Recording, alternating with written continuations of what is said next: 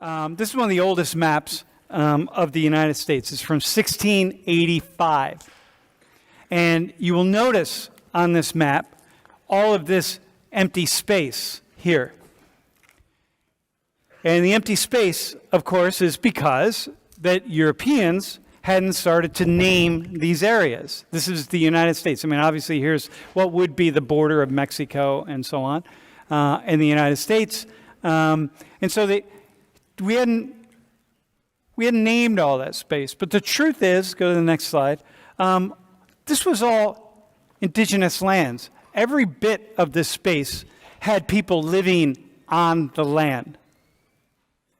Every part of it was owned by somebody else. So clearly the Americans, or the Europeans who came didn't discover anybody, because you can't discover anybody who already know they exist. They just were new to you.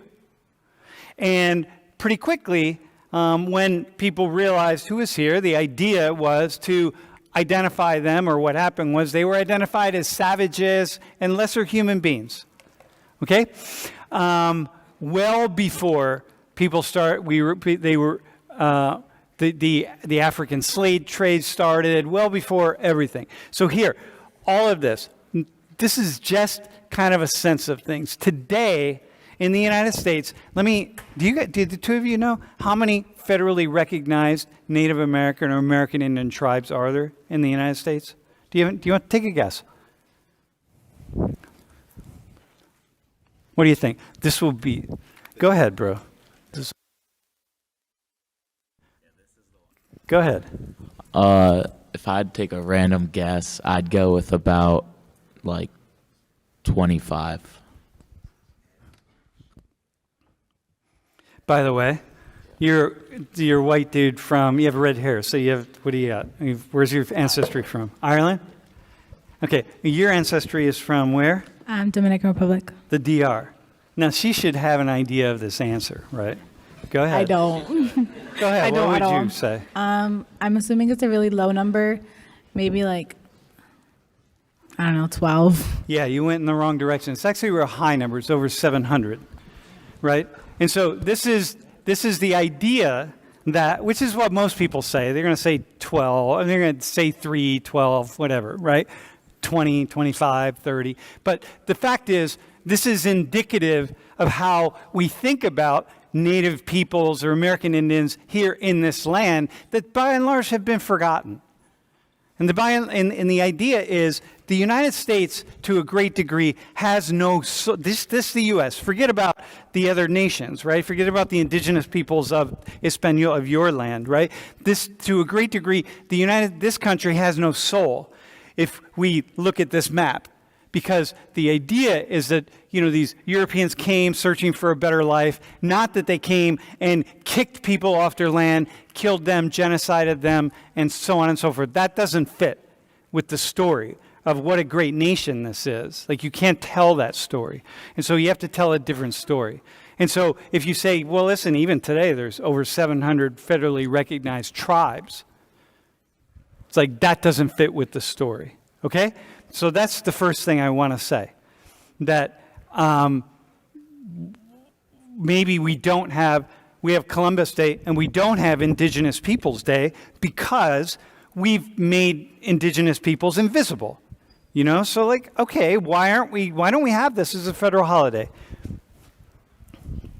Do you think it's more about ignorance or bliss? I think it's a little of both. Yeah, that's a really good question. I would say it's a little of both. All right, next slide.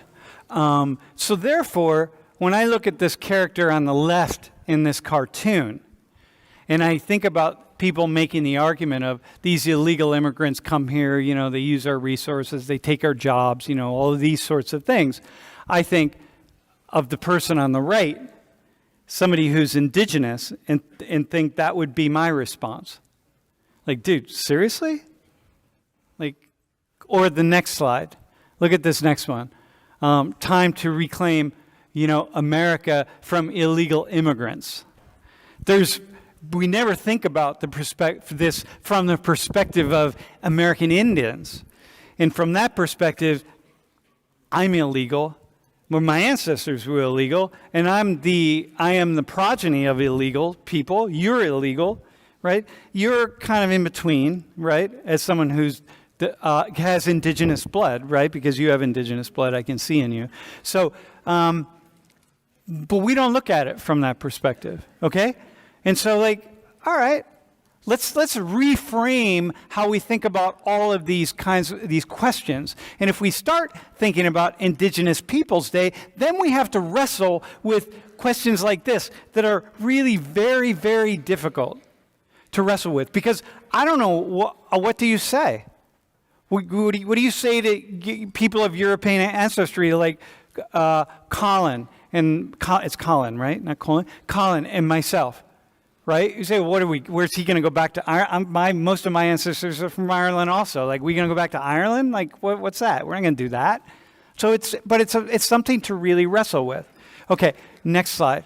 And then what we do is we create caricatures of Indigenous peoples, right? So we want to marginalize them, we want to isolate them, we want to turn them into invisible people so we don't have to deal with the fact that the largest, most extensive genocide in human history happened right here. We can't deal. What are you going to teach your 5-year-olds that? Like, when you hold the flag up and you salute to the flag, and you sing the national anthem, where in singing that national anthem are you going to think about, whoa, yeah, the Star-Spangled Banner,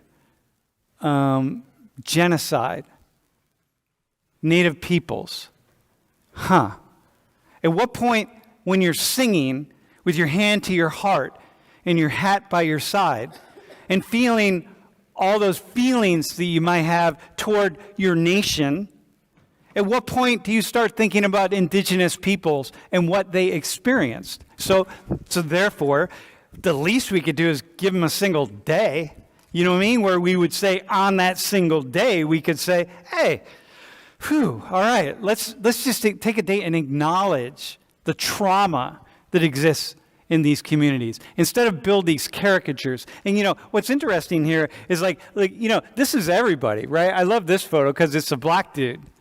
It's like, dude, you're black. I get you're Redskins, which now have changed their name to the Commanders or something. What is it? Yeah. Commanders. But a Redskins. But like, dude, how about if it were the Blackskins? The St. Louis Blackskins. It's like, oh no, that'd be racist. Well, fucking Redskins is pretty racist too. And not only that, but you're wearing these feathers and stuff. Like, dude, do you have any idea what the ceremony of feathers are? Like, you don't do that.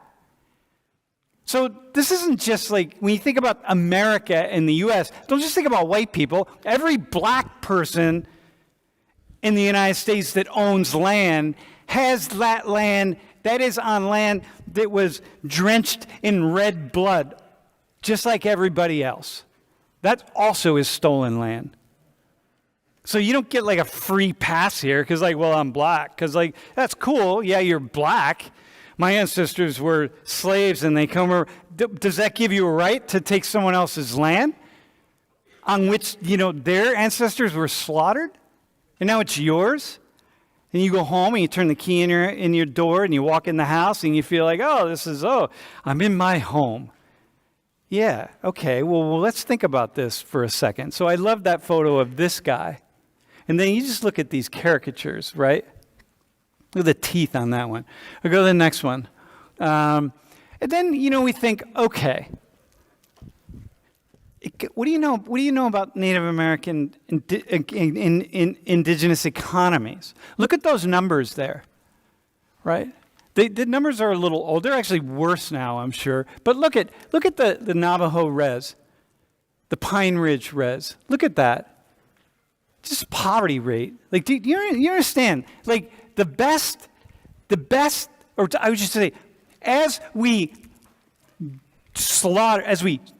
took people's land and killed them when they resisted, which is, of course, the story, right? It's a story of the indigenous peoples in your ancestry land. As we did that, then we pushed them off into the worst land without resources. And then, we create, look at this, right? Look at that per capita income on Pine Ridge. Per capita. That's if you add all the income up in Pine Ridge and you divide it by the number of people, that's how much each person earns in a year. So think about that. And we can't have an Indigenous Peoples Day. You look at it's just like, holy Jesus. That's just it's just like it's painful, really. For me, it's painful. Let's go to the next slide. And here are derogatory words for American Indians that are in use today. Now, we don't say them here because we don't have any there aren't many American Indians, the indigenous peoples, who are all pushed out of Pennsylvania. We don't have reservations here. But when you go to where there are reservations and indigenous peoples are coming up against other people, white, black, Hispanic, whatever, these are the kinds of words. And the N-bomb, the N-word is used for everything. Look at how often, the N-word is used, right? It's just, come on. So we have so many just really derogatory, just mean, spiteful, derogatory words that we use toward this population of people. It's like, you know what I mean? Like, it's so. Yeah, the NER is the N-word. I didn't want to spell it out because, I didn't want to get called into the principal's office or show up on Fox News. Although, in truth, if I invited somebody who's native in here to give this talk, they probably would just openly say it, just to spite people, to say, dude, this is what people call me. This is what we're called too. So, you take the worst name that we use, the one word that if you use that, you're almost just guaranteed to lose your job or whatever it's going to be. And then we just throw it around to native peoples, just like it's nothing. It's like, man, cowboy killer. Cowboy killer. Yeah, I think the cowboys were cowboys because they came to steal their land. Huh. Oh, all right. Okay, go to the next slide, please. So one of the things that's really pretty disturbing is how much violence there is against American Indians.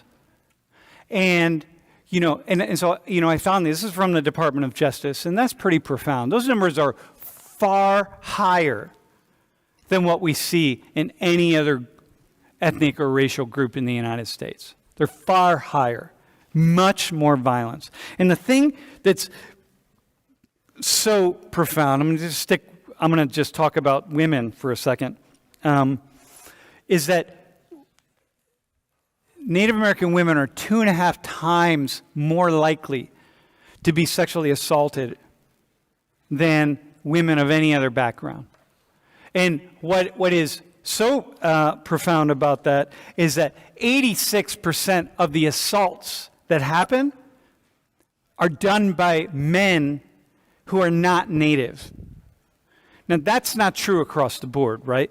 White people who are assaulted, most people who commit violence against white people are white. Most people who commit violence against black people are black. Against Latinos, Hispanics are Latino, Hispanic. Against Asians are Asian. I mean, that's just how it works. But it's not true of Native Americans.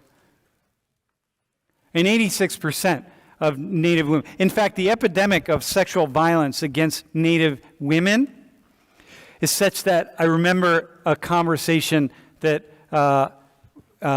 DJ, who's the assistant director, the chief of staff at World in Conversation, was having with some Native women out in the White Lake Res. And they said, for us, it's not if we are sexually assaulted. It is when we are sexually assaulted. And just hold that for a second. Just hold that. Like that's, man. So again, this is percentage. Now this isn't one time. This is people who have experienced sexual violence. It's just so high. It's just unbelievable. Okay? Are we good? I mean, not good, but are we like, you feeling that, right? You're feeling that, right? Can you feel it?